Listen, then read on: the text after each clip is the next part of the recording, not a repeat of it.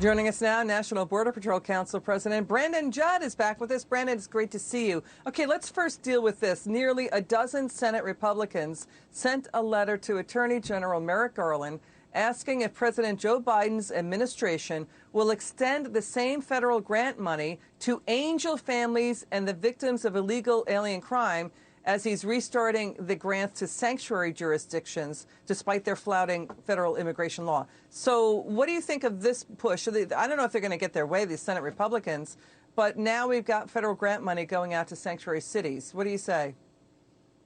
Yeah, AG Garland is going to completely ignore these letters, but that's not the point. The point is these senators put their names to a letter, an official letter, to show the American public that this administration cares more about illegal aliens, people that are in this country that have no right to be in this country, have no reason to be in this country, than they do about United States citizens. And that's what these Republican senators wanted to call the administration out and point to the American public. President Biden has clearly said through action, not just through rhetoric, but through action, he has said that if you're an illegal alien and you're in this country, you will be rewarded. If you are a United States citizen who is obeying the laws, you will be ignored. That's the wrong message to send.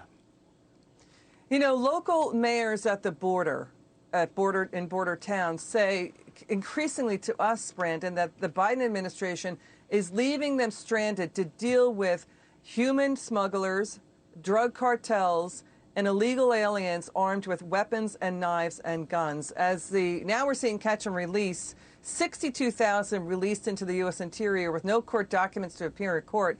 That has been going on since January. Let's watch the mayor of Uvalde, Texas, Don McLaughlin, with us last night, talking about what he is seeing in his hometown. Watch this. These illegal aliens get in these cars, and they get in these pursuits, and they come into town. And when they come into town, they try to elude law enforcement, so they go to different parts of the town. And here lately, they've been getting out and bailing out by our local elementary schools. So we've had to put the local elementary schools on lockdown, and we had to bring more law enforcement in to search for these individuals. You know, 90% of these cars that we're catching now, we're finding loaded firearms in them. So everybody's supposed to be okay with that schools are getting locked down, not because of COVID-19 in border towns, but because of illegal aliens with weapons and cars in car chases, you know, escaping from cops. So President Biden, we're all supposed to be okay with this. Vice President Harris, White House press secretary, we're supposed to be okay with this. Everybody's supposed to be okay with that. What do you say, Brandon? Yeah, just a few months ago, this was a partisan issue.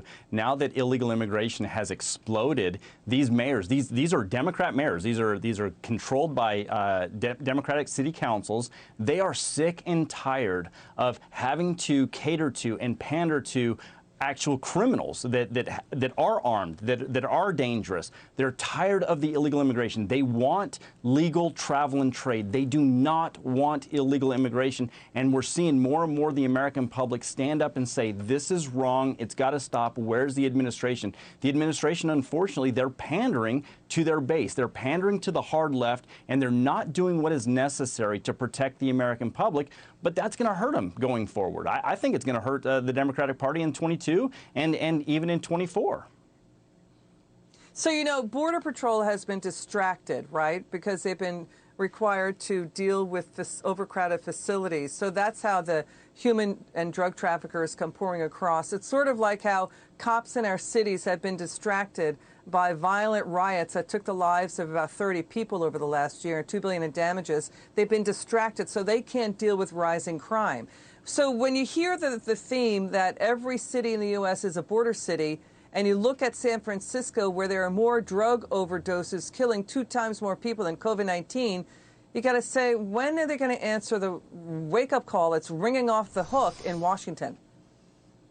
Yeah, I live this crisis every single day. I just spent a shift processing the other night, and we shouldn't be there. Border Patrol agents should not be in processing. We should be out on the border. We should be protecting the American public. We should be looking for these dangerous drugs that are coming in and taking the lives of our children, not just in our inner cities, but in our suburbs, in the rural areas. This is a crisis that is not just illegal aliens that are coming across, but it's illicit drugs, dangerous drugs, hard drugs that are killing our children. We need to be on the line. We need to be protecting these people, not distracted, pulled into processing centers.